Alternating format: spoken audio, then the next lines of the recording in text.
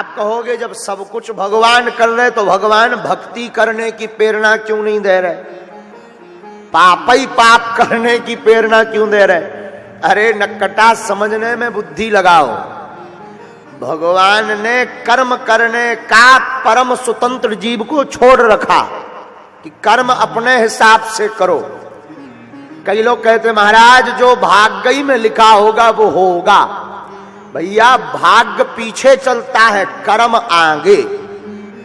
भाग्य में तीनों चीजें मात्र लिखी हैं, जन्म विवाह मरण गत सोई, जहीं विधि लिखा सो तहीं विधि होई।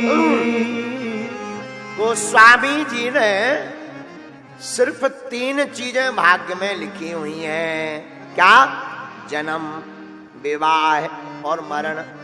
बाकी तो जीव को खुद करना पड़ता है। किसको करना पड़ता है? जीव को। जीव मतलब हम आप हैं जीवात्मा, भगवान है परमात्मा। तो हम आपको ही कर्म करना पड़ेगा। पर आप कहोगे महाराज एक जगह चौपाई कहती है कि सब ही नचावत राम गोसाई, बंधो कीट मरकट की नाई। सबको राम जी नचा रहे तो हमें भी राम जी नचा रहे। जैसे एक बार अशोक नगर के चंगीलाल को मर्डर के केस में पकड़ा गया, मर्डर में 302 में। तो इसने मर्डर तो किया था, तो जज के बारे में इसने पता किया कि जज साहब रामायण के बड़े प्रेमी हैं। अगर हम 1-2 चौपाई याद कर लें रामायण की तो शायद जज साहब फांसी ना देके सिर्फ सजा में ही निकाल दें। तो इसने 1-2 चौपाई सीखी और अदालत में पहुंचा तो जज साहब ने पूछा, कहो तुमने कत्ल किया? तो इसने हाथ जोड़कर कहा कि श्रीमान हमारी कहाँ हैसियत, सब ही नचावत राम गोसाई, बंधो कीट मरकट की नाई। सब राम जी करवा रहे, राम जी ने प्रेरणा दी कि कत्ल कर दो, सो हमने कर दिया। पर हमारी इसमें कोई थराई नहीं है। बोले क्यों? बोले जब गोस्वामी जी लिख रहे सब ही नचावत, तो या तो गोस्वामी जी झूठे हैं। आप मानते हो कि रामायण होती कि नहीं? तो जज ने कहा होती तो है। बोले रामायण पर भरोसा है? बोले पूरा है। तो बोले फिर इससे सिद्ध हो गया कि कत्ल हमने नहीं किया, राम जी ने करवाया। लेकिन जज साहब भी अशोकई नगर के थे, तार वाले हनुमान जी के भक्त।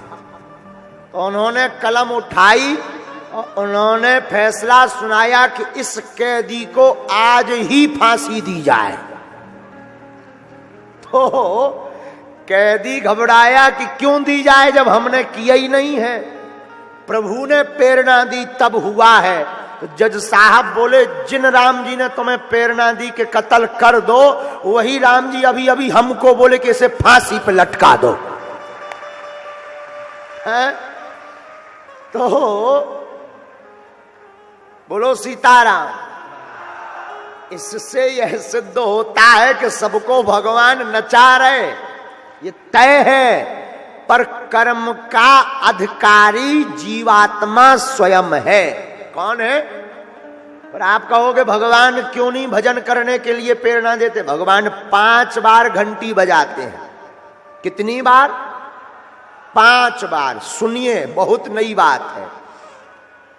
भगवान पहली घंटी बजाएंगे तो तुम्हारी आंखों की रोशनी गायब, चश्मा लगने लगता है। तो समझ जाइए भगवान कह रहे माला जपो।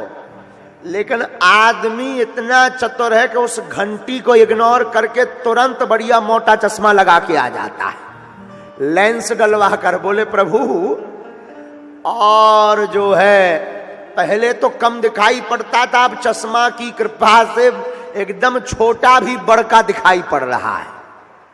भगवान कहते कोई बात नहीं। भगवान दूसरी घंटी बजाते तो बाल सफेद कर देते, लेकिन इंसान इतना चतुर है कि गोदरेज डाई लगा के करिया हो जाता। बोले भगवान पहले तो कम करिया थे, अब भयंकर करिया है। भगवान कहते ठीक है भाई, अब भी भजन ना करो तो कोई बात नहीं। भगवान तीसरी घंटी बजाते, कनवा से सुनाई नहीं पड़ता। फिर क्या इंसान इतना चतुर है कि ईयरफोन मशीन ले आता, कान में लगाकर भगवान से कहता पहले तो केवल घरवाई की गाली सुनती थी, अब तो पड़ोसन की आवाज भी आ रही है। भगवान कहते ठीक है, अब भी भजन नहीं कर रहे तो चलेगा। भगवान चौथी घंटी बजाते, कमर को टेढ़ा कर देते, हड्डी टूट टेढ़ी हो जाती कि भाई जो है अब तो भजन कर। लेकिन इंसान प्लास्टिक सर्जरी करवाकर पट्टा बांधकर ऊंट की भांति खड़ा हो जाता। अब भी हम भजन करने वाले।